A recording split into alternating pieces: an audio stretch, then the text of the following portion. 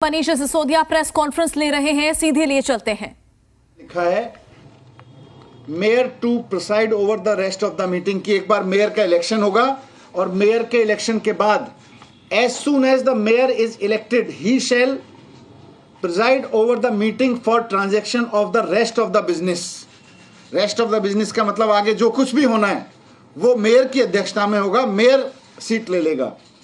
फिर deputy mayor के election के बारे में भी लिखा हुआ है कि इलेक्शन तो मेयर की तरह से ही होगा, लेकिन the provision of regulation of section 6 rule 6 जिसमें मेयर का इलेक्शन है as far as may be to the election of deputy mayor, यानी कि मेयर का प्रोसीजर ही डेप्टी मेयर में लागू होगा, लेकिन subject to the notification that any reference therein in the presiding authority shall be constituted as a reference to the mayor। यानी कि rule 6 में साफ साफ लिखा हुआ है कि मेयर का चुनाव कैसे होगा, प्रिजाइडिंग ऑफिसर कराएंगे, और आगे रूल 7 में और 8 में लिखा हुआ है कि मेयर उसके बाद में सदन की अध्यक्षता ले लेंगे और डिप्टी मेयर का इलेक्शन मेयर की अध्यक्षता में होगा, मेयर कराएंगे। ये भी रूल में साफ साफ लिखा हुआ है।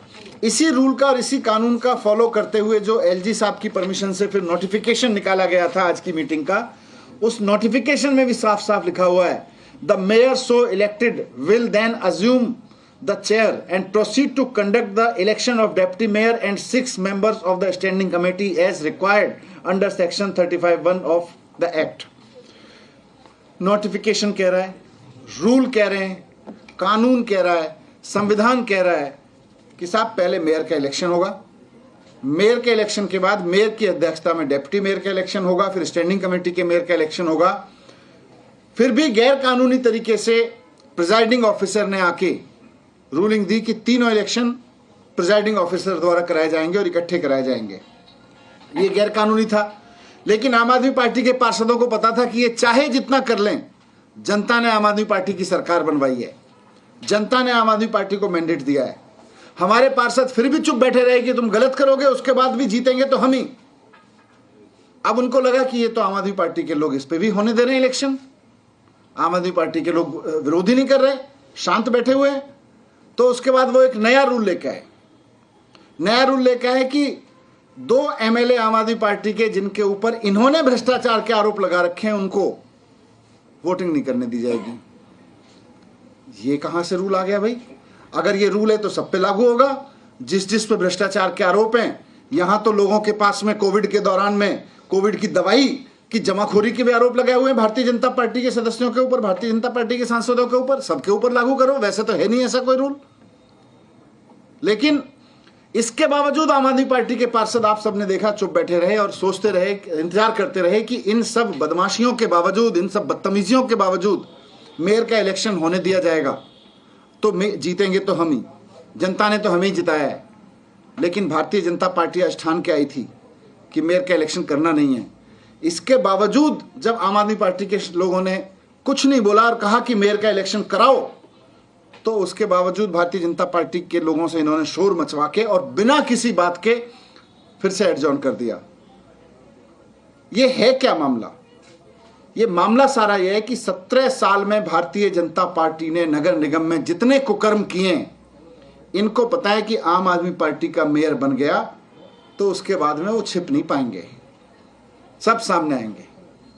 जो कूड़ा उठवाने से लेकर, गली गली से कूड़ा उठवाने से लेकर, अंदर गाड़ियां आने से लेकर, जितना जनता को लूटा है इन्होंने और जनता के लूट को, जनता के टैक्स के पैसे को खुला लुटाया है, उसके सबके कच्चे चिट्ठे आम आदमी पार्टी के मेयर के हाथ लग जाएंगे। इसलिए बिल्कुल नहीं चाहते हैं कि मेयर बने। जनता ने इनको हरा दिया है, तो ये इलीगल तरीके से, अनकॉन्स्टिट्यूशनल तरीके से अब अफसरों के जरिए नगर निगम को बीजेपी चला रही है। ये बर्दाश्त नहीं है। अब हम इसके लेके पूरी उम्मीद रखते हैं कि अब जब ये असंवैधानिक काम हो रहा है भारतीय जनता पार्टी द्वारा और गुंडागिरी खुलेआम हो रही है, तो सुप्रीम कोर्ट में इसको लेके जाएंगे और हमें पूरी उम्मीद है कि माननीय सुप्रीम कोर्ट संविधान की रक्षा करेंगे, माननीय सुप्रीम कोर्ट संविधान द्वारा बनाए गए कानूनों की रक्षा करेंगे। Thank you. अभी पूरा तैयार कर रहे हैं, वो रखेंगे, लेकिन मूल रूप से तो यह है कि संविधान में साफ साफ लिखा हुआ है, उसके बावजूद बदतमीजी हो रही है, उसके बावजूद गुंडागिरी हो रही है।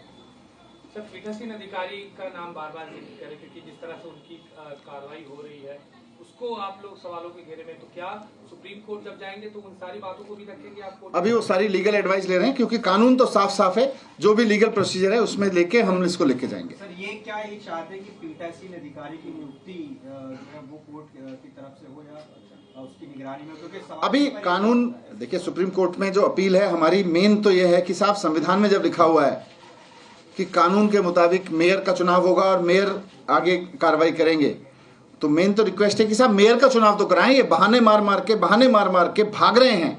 मैंने पिछली बार भी कहा था कि ये भागती जनता पार्टी हो गई है, क्योंकि उसको पता है कि 17 साल के कुकर्म सामने आएंगे। और इस बीच बीजेपी की भी प्रेस कॉन्फ्रेंस हो रही है, सीधे लिए चलते हैं। उस पर उन्होंने हंगामा किया।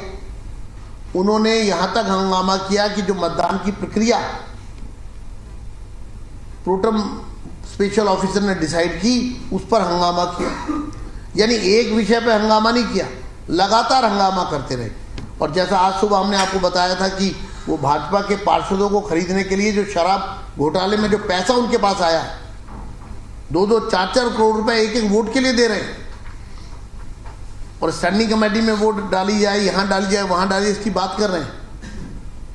और जब भाजपा के पार्षदों ने ये सवाल पूछा कि पार्षदों को खरीदने की जो कोशिश की गई आम आदमी पार्टी ने, केजरीवाल जी ने और उनके लोगों ने उस पर अपना विरोध दर्ज किया, तो उस विरोध को दबाने के लिए वो तमाम तरह की बातें करते रहे। हमारे दिल्ली के महापौर का चुनाव संपन्न होना चाहिए, दिल्ली के स्थायी समिति का गठन होना चाहिए। और जब से आम आदमी पार्टी आई है, पहली बार हो रहा है कि दिल्ली में इस तरह का अराजकता का वातावरण। क्या इससे पहले नगर निगम के चुनाव नहीं हुए थे क्या? कई बार 3 बार लगातार भारतीय जनता पार्टी पावर में रही, एक बार कांग्रेस भी रही, उससे पहले भारतीय जनता पार्टी रही। तो हर बार बहुत शांतिपूर्ण तरीके से ये सारी प्रक्रिया संपन्न होती थी। क्योंकि ये लोग सत्ता में हैं दिल्ली में, उसके बावजूद दिल्ली की असेंबली खुद ही नहीं चलने देते। सत्तारूढ़ दल असेंबली ना चलने दे, ऐसा कभी आपने सुना नहीं होगा। जो लोग जिनके बहुमत में है पार्षद, वो सदन न चलने दे, ये पहली बार हो रहा है। हम केजरीवाल जी से पूछना चाहते हैं, ये हंगामा कब तक करते रहेंगे आप? कब तक दिल्ली के लोगों को इस प्रकार से आपके दुर्व्यवहार का सामना करना पड़ेगा? आप कब तक इसी तरह से झूठ फरेब की राजनीति करते रहेंगे? हम इसकी कड़े शब्दों में निंदा करते हैं। मैं अपनी बात को यहीं समाप्त करता हूं और मैं चाहूँगा कि हमारे आदरणीय सांसद रमेश बिदुड़ी जी अपनी बात करें। मित्रों, आप सबका स्वागत तो है ही। विजेंद्र जी की बात को आगे बढ़ाते हुए मैं आपके सम्मुख ये रखना चाहता हूं कि जो आम आदमी पार्टी का ट्वीट और उनके एक स्पोक्स पर्सन ये कहते हैं कि संविधान को आग लगा दें, दुर्भाग्य देखिए आप, जिनका मुख्यमंत्री कॉन्स्टिट्यूशनल पद पर बैठने वाला रिपब्लिक डे की परेड पर रेल भवन के सामने धरने पर बैठ जाता है, वो संविधान की बातें कर रहे हैं। जिनका एक मंत्री 6 महीने से जेल में रहकर सारी फैसिलिटीज ले रहा है और वो आदमी मंत्री बना हुआ है, वो संविधान की बात कर रहे हैं। जिनके 2 विधायक सजायाफ्ता विधायक, उनको वोट डालने के लिए नॉमिनेट कर दिया, ये संविधान की बात कर रहे हैं। पीठासीन अधिकारी जो होता है उसके पास कॉन्स्टिट्यूशनल संवैधानिक अधिकार होता है। हमारे देश में व्यवस्थाएं हैं, पंचायत जो भी संबंधित पूर्ण सरकारें होती हैं, उनके निकाय पंचायत उनके अधीन आते हैं। भारत के अंदर दिल्ली देश की राजधानी है, वो एनसीटी है। 1991 में कानून बना था, हमने नहीं बनाया, कांग्रेस शासन में थी। तब एनसीटी एक्ट में बड़ा क्लियर था कि दिल्ली पूर्ण राज्य का दर्जा नहीं है, लैंड लॉ ये सेंटर के पास होंगी। और केंद्र सरकार, दिल्ली की जो सरकार है वो केंद्र की सरकार के अधीन होगी। दिल्ली के अंदर पंचायत जहां होते हैं आप जानते हैं, मुख्यमंत्री जी के अधीन होते हैं, वहां की सरकार के अधीन होते हैं, सेंटर का कोई इंटरफेरेंस नहीं होता। यह संविधान में अधिकार दिया हुआ है। ये कोई केजरीवाल साहब ने या उनके प्रवक्ता सौरभ जी की खैरात के रूप में ऑनरेबल लेफ्टिनेंट गवर्नर साहब नहीं बैठे हुए हैं। ये अपने दिमाग से गलतफहमी निकाल दें तो जो गलत शब्दों का इस्तेमाल माननीय उपराज्यपाल जी के लिए बार बार वो करके और अपना परिचय देते हैं संविधान की दुहाई देने वाले लोग। मैं उनसे पूछना चाहता हूं, जब कॉन्स्टिट्यूशन में 2016 में हाई कोर्ट के आदेश में सेक्शन 3 के अंदर क्लियर है कि नॉमिनेटेड जो पार्षद एल्डरमैन हैं वो they can cast their vote.